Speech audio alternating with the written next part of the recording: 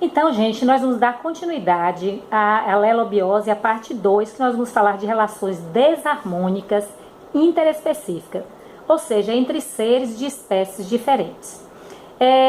Existem o parasitismo, existe o predatismo, o amensalismo, e a gente também fala da relação desarmônica intraespecífica, que é uma relação entre seres de mesma espécie. E tem a competição, amores, que ela tanto é intra quanto interespecífica. Então vamos falar primeiro do parasitismo. No parasitismo você tem que lembrar que o parasita ele não quer matar o hospedeiro. Ele quer manter o hospedeiro vivo porque ele nutre-se de substâncias que estão no sangue desse hospedeiro, principalmente proteínas e vitaminas. Os parasitas, eles podem ser parasitas monoxenos ou monogenéticos, que tem apenas um hospedeiro. Normalmente essas doenças são de contágio fecal oral ou secreção. E existem os parasitas que são digenético ou heteroxeno. São aqueles que precisam, para completar o seu ciclo de vida, de 2 hospedeiros. Então, o homem e o porco, que é teníase, o homem e o caramujo, que é citosomose, o homem e o inseto, a elefantíase, a malária. E existem os parasitas também que são internos, endoparasitas, e parasitas externos, ectoparasitas, que é o caso do piolho, do carrapato. O predatismo, amores, é uma das relações que mais cai em prova, porque o predatismo é a relação que mantém o contingente, o equilíbrio demográfico dentro de uma cadeia alimentar. O predador, ele quando se alimenta da presa, ele mata a presa. Ao contrário do parasita. O predador, ele pode ser predador por herbivorismo, quando ele se alimenta de folhas, quando se alimenta de capim. É o caso da vaquinha comendo a grama. É o caso do grilo e do gafanhoto se alimentando de folhas. E ela pode ser por carnivorismo, que é quando o ser se alimenta de outro ser que não é de origem vegetal. Então, o carnivorismo, ela começa a acontecer a partir do 3º nível trófico. Aí você pode ter carnívoro no 3º, no 4º, no 5º, vai depender da cadeia alimentar que você esteja estudando. A outra relação desarmônica é o amensalismo. É quando o ser produz uma toxina que impede o desenvolvimento de outro ser. O amensalismo mais conhecido na natureza é o fenômeno da maré vermelha, que é realizado por algas chamadas de dinoflagelatas ou pirrófitas, que pertencem ao reino protista. Essas algas, depois de se proliferarem, porque há muita matéria orgânica e sais na água, elas acabam por, num determinado momento, consumir todo o oxigênio e elas começam a entrar em decomposição porque falta alimento e falta o gás também para elas. Nesse momento da decomposição, ela libera uma toxina que vai provocar intoxicação e morte de seres que estiverem naquele ambiente. Outro exemplo de amensalismo clássico é do penicillium notatum, que é um fungo, e das bactérias. E essa relação com o penicillium e a bactéria acabou sendo, na natureza, uma oportunidade para um cientista chamado Alexandre Fleming descobrir que essa toxina poderia servir como antibiótico para matar bactérias.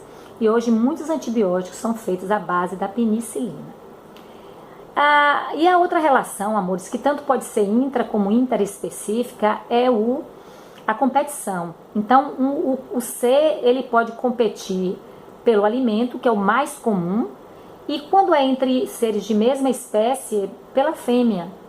E também podem competir pelo território. E agora, amores, existe uma outra relação na natureza que se fala muito pouco, que é o esclavagismo. É onde um ser escraviza o outro para ganhar benefícios, que é o caso do pulgão e da formiga.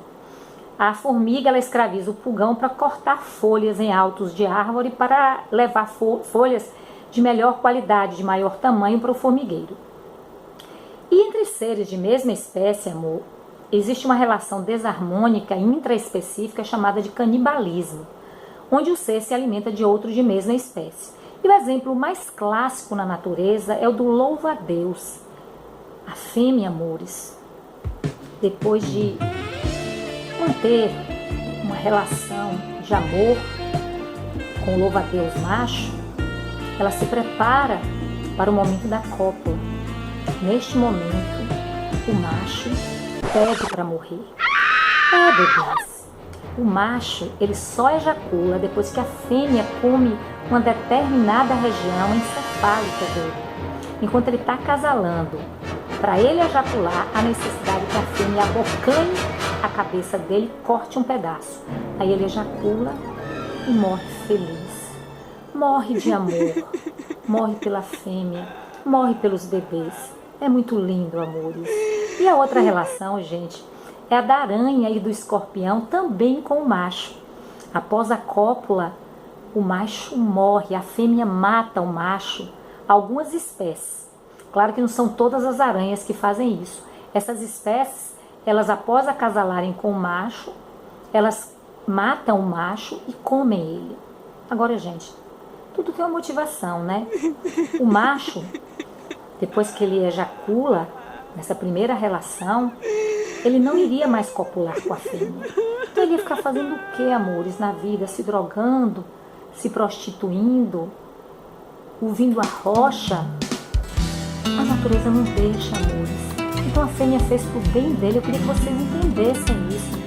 Que a função da fêmea aí, gente, é acabar com a tristeza do macho. Existem também, gente, alguns peixes que fazem isso. A própria cadela pode fazer com os filhotes, a gata com os filhotes. Essa é uma relação que existe entre seres de mesma espécie. Ok, bebês? Ok, amores? Eu vou encerrando aqui as alelobioses, deixando um beijo no coração de vocês, desejando muita sorte em mais essa aula de dicas para o Enem. Não deixem, amores, de visitarem o meu site e olharem, fique de olho, olharem as dicas para o Enem, olharem as apostilas, as questões e toda aquela parte do aluno onde eu coloquei slides preparados para direcionar vocês mais e mais para gabaritarem a prova de biologia. Estou aguardando vocês na minha próxima Dicas para o Enem. Tchau, bebês! Tchau, amores!